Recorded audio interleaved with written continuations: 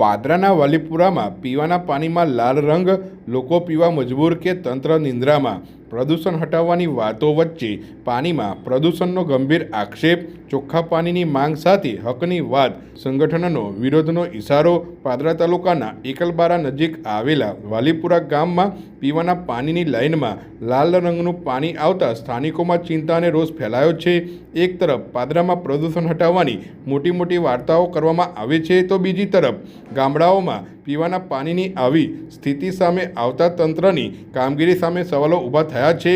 સ્થાનિકોના જણાવ્યા મુજબ પીવાના પાણીની લાઇનમાં લાલ રંગનું પાણી આવતા લોકોની મુશ્કેલી વધી છે.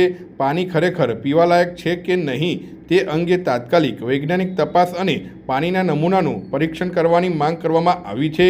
આ મુદ્દે હકની વાત સંગઠનના વિકીશ્રી માળી સ્થાનિકો સાથે વાલીપુરા ગામે પહોંચ્યા હતા અને લોકોને ચોખ્ખું તથા પીવાલાયક પાણી મળી રહે તેવી તાત્કાલિક વ્યવસ્થા કરવાની માંગ કરી હતી. વિકીશ્રી માળીએ જણાવ્યું હતું કે જો ચોખ્ખા પાણીની વ્યવસ્થા કરવામાં નહીં આવે અને સમસ્યાનું તાત્કાલિક નિરાકરણ નહીં આવે તો જવાબદાર કચેરી ખાતે જઈ ઉગ્ર વિરોધ નોંધાવવામાં આવશે અને પાણીની હકીકત અધિકારીઓ સમક્ષ રજૂ કરવામાં આવશે. સ્થાનિકોમાં એવો પણ આક્ષેપ છે કે પાદરા તાલુકાના કેટલાક વિસ્તારોમાં ઔદ્યોગિક પ્રવૃત્તિઓના કારણે ભૂગર્ભ જળ પ્રદૂષિત થવાની સમસ્યા ઊભી થઈ છે અને કેટલાક ગામોમાં લાલ રંગનું પાણી આવવાની ફરિયાદો સામે આવી રહી છે. હવે સવાલ એ છે કે વાલીપુરાના પાણીનું તાત્કાલિક પરીક્ષણ કરાશે કે નહીં? જીપીસીબી અને સંબંધિત વિભાગો દ્વારા સ્થળ તપાસ કરી પાણીના સ્ત્રોત અને લાલ રંગનું ચોક્કસ કારણ શોધવામાં આવશે કે નહીં? સ્થાનિકોની માંગ છે કે માત્ર તપાસના નામે કાર્યવાહી નહીં, પરંતુ ચોખ્ખું પીવાનું પાણી પ્રદૂષણના મૂળ કારણની તપાસ અને જવાબદારો સામે કાયદેસરની કાર્યવાહી કરવામાં આવે. દરેક જગ્યા પર પાદરા તાલુકાની અંદર મારો સર્વે પ્રમાણે મને ખબર છે કયા જગ્યાઓ પર કેમ આવું પાણી નીકળે છે.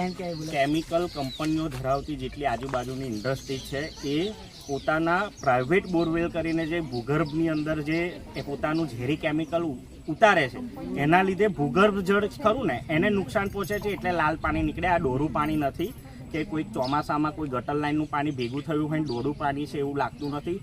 સીધા જ આક્ષેપ એવા છે કે આ પાણીની અંદર જો લેબોરેટરી તપાસ કરવામાં આવે તો ઝેરી કેમિકલ નીકળે, જેનાથી ઘણા બધા રોગો જે આ પાણી પીવાથી થઈ શકે છે. અને ઘણી બધી જગ્યાઓ પર કદાચ પશુપાલકો હોય, કદાચ આ જ પાણી પશુને પીવડાવવામાં આવે તો કદાચ પશુને પણ કંઈક નુકસાન થઈ શકે.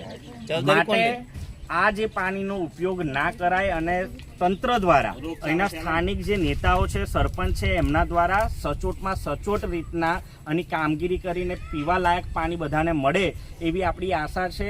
માટે આ વિડીયોને બને એટલો શેર કરજો અને આ બધાને સાથે રાખીને આવનારા સમયની અંદર જો 24 કલાકની અંદર આનું નિરાકરણ નહીં આવે તો હકની વાત ટીમ તરફથી મામલતદાર કચેરીએ આ તમામ બોટલો લઈ જઈને એ સાહેબને ને જે અધિકારી છે એમને કહેવામાં આવશે કે આ પાણી તમે પીવો.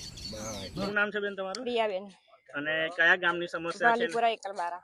અને શું રજૂઆત છે તમારી? પાણી પીવાનું ગંદુ બહુ આવે છે, ડોરું આવે છે, સ્મેલ બી માને છે. અંદર પહેલા થોડીક વાર ચોખ્ખું આવે, પછી ડોરું જ આવે છે, પછી ચોખ્ખું આવે છે અને પાણી ગંદુ બહુ જ આવે છે. અને તો કોઈને રજૂઆત કરી તમે? કરી હતી સરપંચ આવે છે જોવા, પણ કશું નિરાકરણ આવ્યું નહીં હજુ. કેટલા દિવસથી આ સમસ્યા છે? 2 મહિનાથી સમસ્યા છે આવી. આ ડોરું પાણી છે બેન કે લાલ પાણી લાગે તમને? ડોરું લાલ છે ને ડોરું બી છે, એવું છે બધું. સ્મેલ બહુ મારે છે પાણી આવે તારે. શું માંગણી શું છે આમ તમારી? કીધું છે કે ચોખ્ખું પાણી કરી આપો, પીવા લાયક બને એવું પાણી કરી આપો, નકર લાઈન બદલી આપો પીવા પાણીની, નકર નારો પ્લાન નાખી આપો ગામમાં. સરપંચ તરફથી અત્યાર સુધી કોઈ વિઝિટમાં આવ્યા હતા અહીંયા? સરપંચ વિઝિટમાં આવ્યા છે, જોવા છે, જતા રહે છે. સમસ્યા છે પીવાના પાણીની સમસ્યા છે. આમ તો દર 3 દિવસે પાણી આવે છે, પણ શરૂઆતમાં ચોખ્ખું આવે, પછી 15-20 મિનિટ આવું ગંદુ પાણી આવે છે અને પછી પાછું ચોખ્ખું થઈ જાય છે. એવું એ સમસ્યા છે અમારે. અને કયા વિસ્તારની આ સમસ્યા? વાલીપુરા એકલબારા સીમ વિસ્તાર. તમારી માંગણી શું છે? ચોખ્ખા પાણીની જ માંગણી હોય ને સાહેબ, અને પીવા લાયક પાણી જોવે, આપણે બીજું શું જોવે?